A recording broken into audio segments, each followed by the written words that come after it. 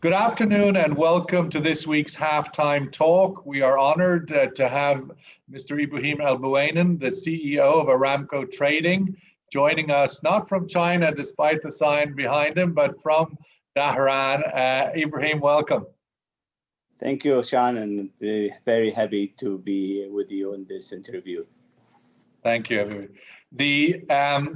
We're coming together now not early, sort of late October. The time is flying, but 6-7 months after this great COVID challenge, which of course has affected us all in our work and in our life. But in terms of the energy markets, Ibrahim, I would welcome your views sort of 6-7 months into this. How do you think it has impacted your work? What you take away from it as you think about the coming quarter and the new year? Well, if I circle back before the COVID-19, let's say in first quarter in 2020, everybody was under the impression of, the challenge of the market of the introduction of IMO, and that was the big news between Q4 2019 and Q1 2020, and people were thinking about how that market will react as the first introduction to the IMO compliance. So people were at that thinking, and COVID-19 was like a breaking news to the industry, not only the industry, our industry, but the whole world. I think it's just changed the way we look at things, and nobody were expecting such event will take to that level.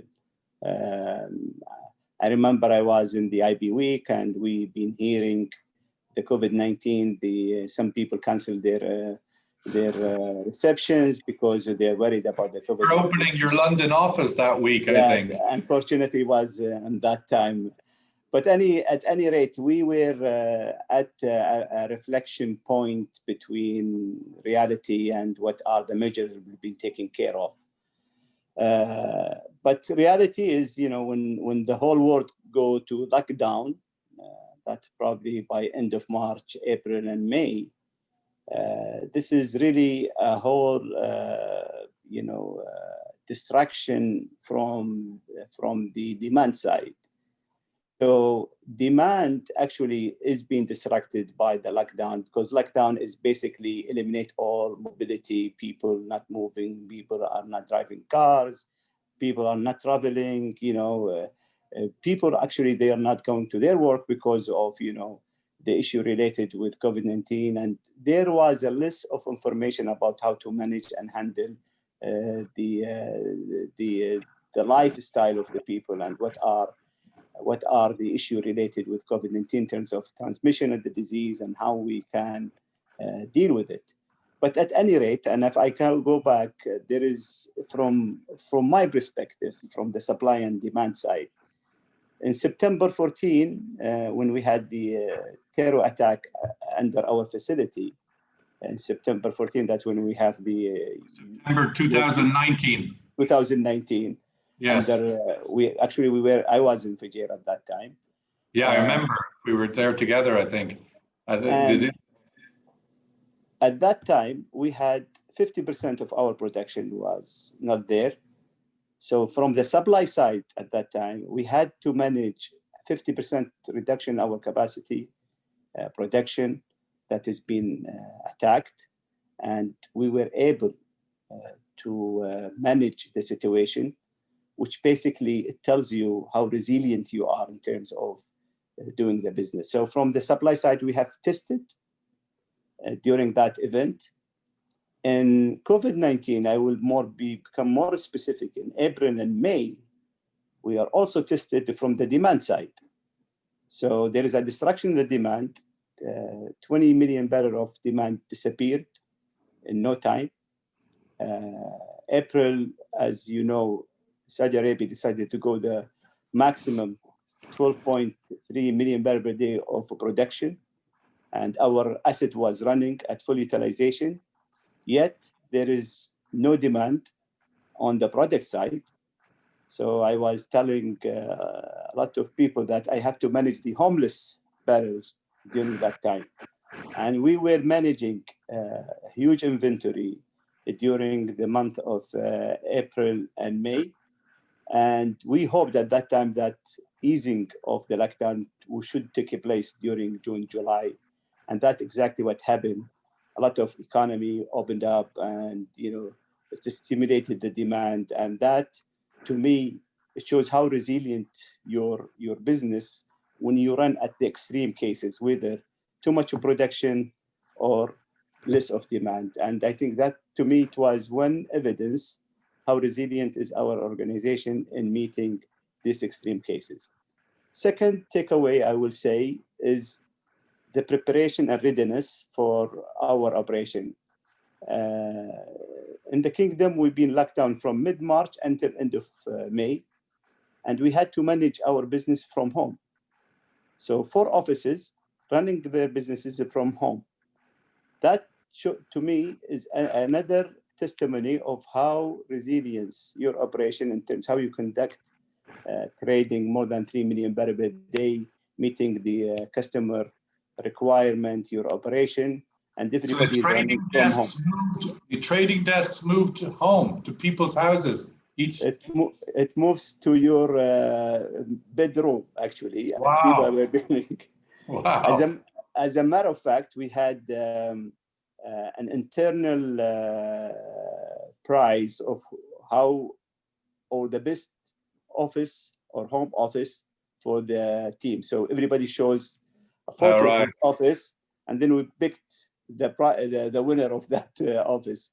So there is an adjustment in our business. We were able to run this contingency away from our offices. And that is, again, this is the pre-investment we have done in the IT system.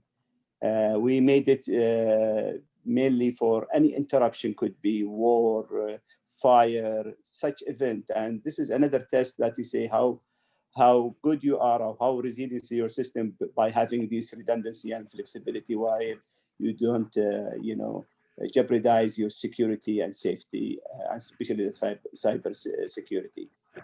The other thing, this is when you are hit. This shows what is the relation you do with your customer or your supplier. So we had a lot of cancellation. We understand aviation is not moving. So we have a contract to supply jet fuel to ex-customers. And they said, we know we have a contractual agreement with you and we have to, but help us. We have no use for that barrels. So we actually accommodate all our customers in that event. We manage them, we put them in ease. And this is, again, not because we are very nice people, but because we are flexible enough to accommodate this requirement.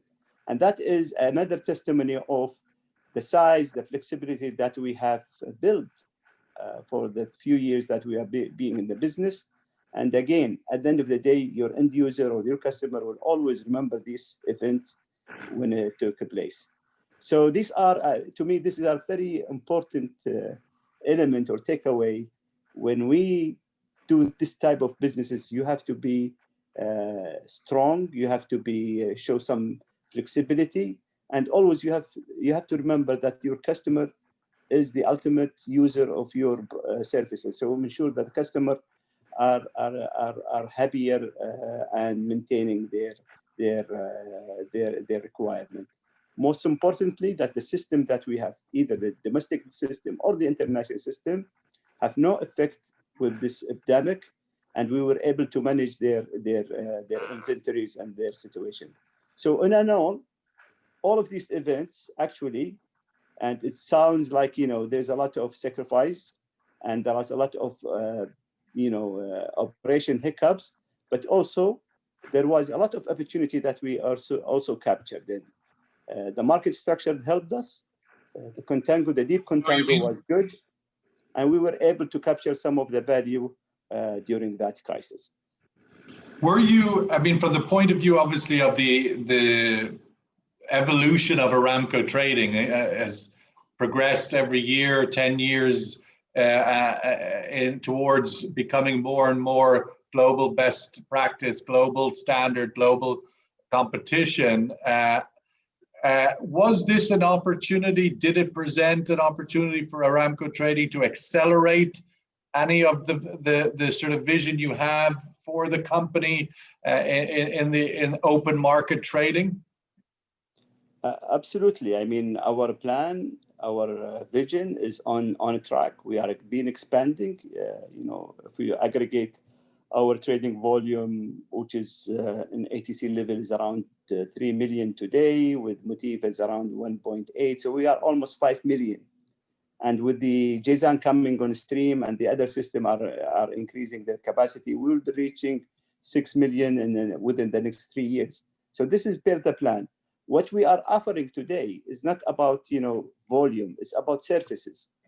How we are meeting our requirement for our customer by giving them this flexibility. And I always say to our customer, it's not about giving you the lowest price. It's about the flexibility I'm giving to you. A lot of if you talk about the recent event in September in Korea, they have like 3 typhoons coming in less than a month. So the interruption happened in these refineries there. It's huge. So for us, it's a flexibility we give to those people. We were able to accommodate the cancellation they've been asked.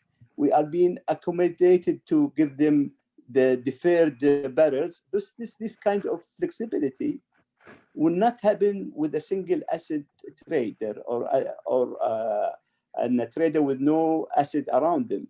It will be very difficult for them, and they will incur a lot of losses. In our case, no, we can juggle the system around and accommodate this requirement with the minimum. What about the other way around? I mean, clearly this period presented a lot of opportunity, as you said, for the contango market. Did you pursue any non-Aramco barrels, non-contango opportunities unrelated to Aramco that you would? So our base is to maintain and ensure the safety and reliability of the system. This is step 1. Step 2, to take this opportunity. And if you look at what is our balance, I will say this year we reached around 40% of our traded volume is non-system, meaning third party. We buy from third party, we sell to third party. And that's normal because you have a good base to trade around. And that's why we've been increasing gradually the third party trading in the market. And that includes the opportunity for storage and contango, to take advantage of the contango? We did some of the product. We did in that one like any trading houses, if there's a contango and will like your margin, you will do. That's an opportunity, so you need to capture it anyway.